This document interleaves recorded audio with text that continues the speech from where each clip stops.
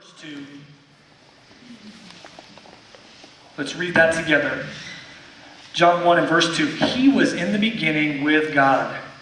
All things were made through him, and without him nothing was made. In him was life, and the life was the light of men.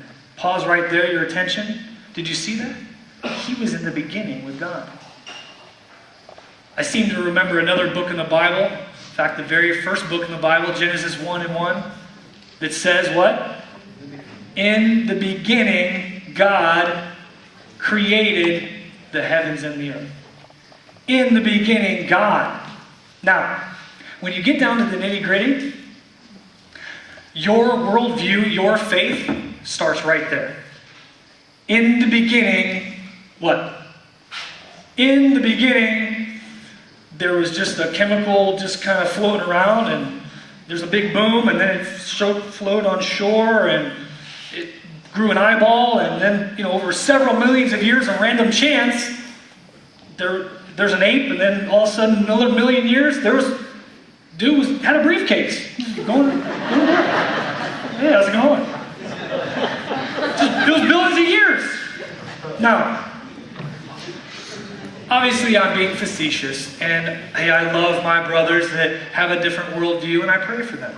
So don't get me wrong. I'm not saying I'm sweet. That's not the case. But I will go back to the point. Whether you want to believe it or not, the atheist and the Christian have the same thing in common. It boils down to faith. It boils down to faith. When you get down to the nitty-gritty, in the beginning, what? God? Or whatever you want to believe. Now, in my opinion, again, and I'm just going to speak from my heart, I believe that creation calls for a creator. I believe that. Give you a perfect example. We have moved, God's taken us all over the country, different houses. In fact, we're about to have our 23rd move since my wife and I met, since we were married. And currently right now, by God's grace, there's a house being built. We're staying at my parents right now, and God bless them for putting up with us this long. But now, some of you have had a house built in the past. Now, if I would tell you, you know what, I'm just waiting, and something's going to happen, there's going to be a big boom or something, and next thing you know, there's just going to be all this, my house is just going to be together. I'm just kind of waiting on it, You would say, dude, you've lost your mind, bro. Go smoke another one, right? What I'm talking about. No. Building a house, there's specific plans. Oh boy, do we know about those? And specific measurements. And when they build a house, it's very precise. We do this first. We dig a hole where, in Omaha, you can't really do that. It's freezing. But then there's the framing and so on and so forth. There's a very specific way that the designer puts this together. Look at the world around. Let's just consider this. How about the air you breathe? You guys know the mixture, the combination? What is it? Is it 78% nitrogen, 21% oxygen, and then then 1% of various gases or whatever it is? Now, if we just had one of those just shift a little bit, let's just throw some carbon monoxide in there. It's all good, right? It's just a big accident anyways. You know what's going to happen? Dude, you're going to be in the hospital. Carbon monoxide poisoning. It just so happens that the earth and the atmosphere that you and I live on is specific to what we take in. And by God's grace, He made it perfect. How about the sun? Let's talk about the sun. The sun is a very specific amount away from the earth. If you move it away just a little bit, what happens? We're frozen. Done deal. You bring it just a little bit closer. We fry and die. Done. No, I would contend and I place my faith that there was a God that created the heavens and the earth, and He made it very specific for a specific reason for you and I. I also would argue that design demands a designer. Let's say that we were down in Florida and we're walking on the beach. Next thing you know, walking with my wife. Hey, babe, how you doing? Having a nice romantic walk. And next thing you know, we see a little Rolex just happen to float up on the beach. That's blinging. I need a new watch. That's cool. Now, if I would look at that watch, I would notice what? Man, this is pretty intricate. It's got everything working in perfect order, and I would say, wow, it was just a big mistake. It just, it was out in the ocean for millions of years, and by time and chance, it just came up, and next thing you know, there was a Rolex there hanging out. No, you look at me again. Put back another one, buddy.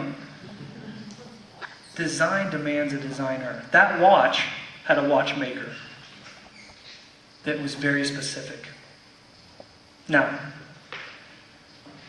back in John 1, look at verse 2. He was in the beginning with God. All things were made through him. And without him, nothing that was made. Nothing. I like in verse 4, it says, in him was life. He is the source of life. The Bible is my worldview. I place my faith that what the Bible says is true. As I've studied it, I've compared it with other worldviews, other faiths. This is where I place my faith. You, me, the earth, all we see has a maker. His name is Jesus. Jesus, right there. Nothing that was made was not made without Jesus. Did you notice then at the end of verse 4, in him was life, and the life was the light of men. So number one, we have, who is Jesus? He is God. He is creator. Number 3, he's the illuminator. He is the illuminator. Let's continue to read on in verse 5 here. And the light shines in the darkness, and the darkness did not comprehend it. There was a man, verse 6, that was sent from God, whose name was John. This man came for a witness, to bear witness of the light, that all through him, meaning through John the Baptist, as God was shining his light, through him might believe. He was not that light, but was sent to bear witness of that light. That was the true light, talking about Jesus. That was the true light which gives light to every man coming into the world. Pause right there. A while back we were in North Carolina, and I don't know if you guys have ever been in these caverns where you go in basically in the side of a mountain, and underneath this mountain you go in and you kind of look at, what do they call, the stalactites and stalagmites and all these kind of things. My kids thought it was the coolest thing in the world, and I was like, well, all right, that's pretty cool. But as we took our little journey in there, we were basically halfway into the mountain, and our tour guide said, okay, everybody make sure if you have little kids, they get scared of the dark, hold on to them real good. He's like, we're just going to show you basically what it's like when I have my flashlight off. And sure enough, turned it off, complete black. Nothing. I mean, you try to put your hand in front of your, literally like this in front of your nose, couldn't see one thing. And I started thinking, oh my goodness. Let me try to explain this to you. When God created man, his light, his brightness, he had fellowship with man, and they were hanging out together. It was like we went on our tour, we were inside that mountain. Next thing you know, man chooses to sin, darkness comes. It was like flipping off the light. So here we are. Dark. Now, the world as you and I know it, separated from God by that sin, are walking in darkness. You see it and I see it every day. Walking clueless on life. Walking in darkness. It might just walking blind through life. I have no clue what life's all about. I think what the world presents to me, the sex and the drugs and the power and all, that's what I think. So I'm walking blind through life.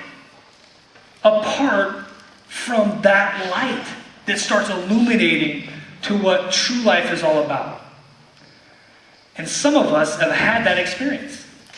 We've kind of gone in that guide, all right, and there's darkness that surrounds our life.